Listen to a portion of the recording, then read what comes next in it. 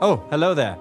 There are innovations that improve existing technologies and processes, and then there are innovations that wipe out traditional ways of doing things and open up previously unimagined new possibilities. Just think about the history of human written communication and you'll see what I mean. Disruptive innovation is key to any economy's ability to survive over time. That's why Germany is keen to promote it. Let's see what's going on, starting with a relatively new government body. Meet the Federal Agency for Breakthrough Innovation, otherwise known as SPRINT. Founded in 2019, it's tasked with creating spaces for innovators where they can take risks and think radically different. SPRINT funds startups, makes investments, and supports the transfer from research and development to market success.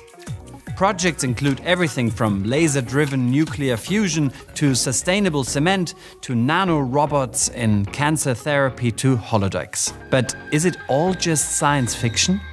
To answer that question, we're joined now by SPRINT Innovation Manager Olaf Carlsen. Olaf, tell us how SPRINT came about and what you're trying to accomplish. I think about 25 years ago, we all noticed change. We noticed change in how we work, how we live, how we consume, how we move.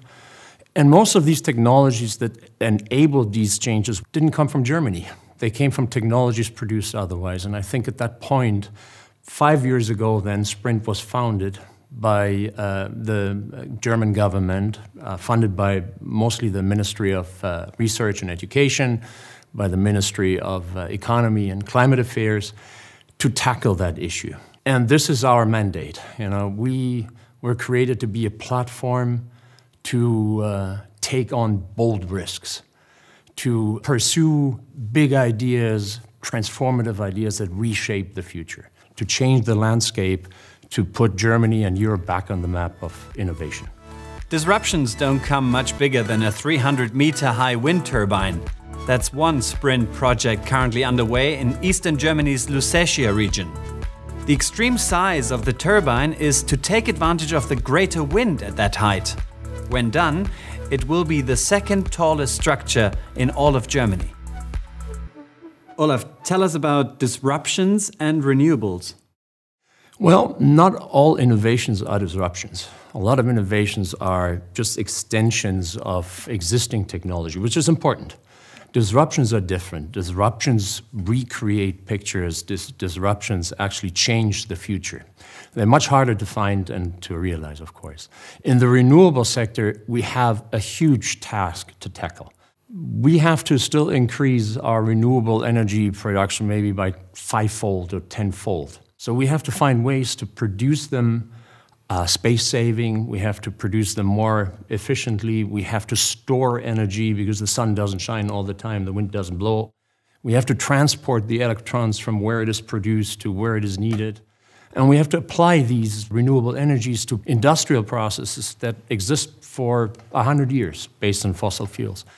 Only 20% of our energy consumption is electricity today. We need to transform all these other processes still based on fossil fuels to electricity. Huge task.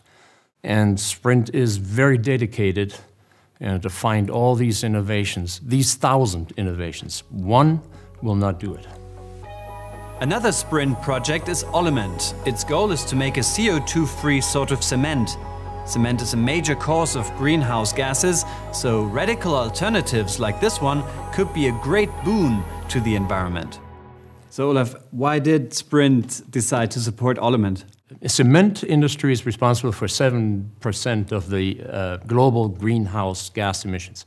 And it is actually in the mineral where the CO2 is. The mineral releases that CO2 when it goes into the cement production process. So when somebody came along like Olement and suggested that by switching out the original mineral by another one, it's actually called olivine, you can avoid that CO2. It was almost a no-brainer to say, that's a great idea. If we can revolutionize the way that cement is produced, why not do it? Batene is a great example of a firm with an unusual vision that could revolutionize a major economic and social sector. The startup has developed a solution for radically extending the life and lowering the material costs of batteries by using a special sort of fleece. With Platinus technology, we will achieve an increase in the capacity and the power of a battery by a factor of 2. With a battery of the same weight, you will be able to drive double the distance. Technology also enables ultra-fast charging. The company was founded by a team of scientists from the Max Planck Research Society and has attracted venture capital investment. Our challenge today is to use the results of the academic research and put it into application. Olaf, how does Germany rate internationally in terms of innovation? Actually, quite good. We have a skilled workforce. We rank very highly in patent applications. We have industry leaders, brand names globally known.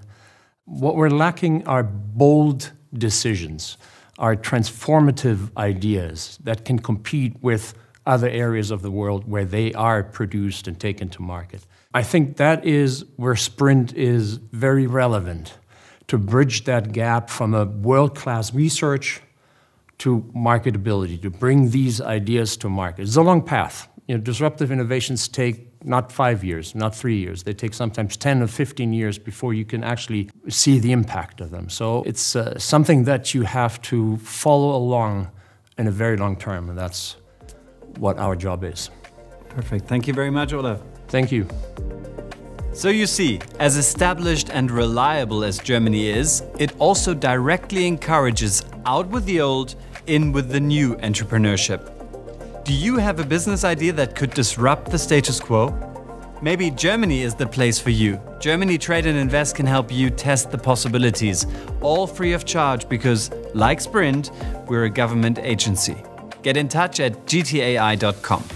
Now, if you'll excuse me, I'm going to let my imagination take off and envision what the future might bring. Nice view from up here.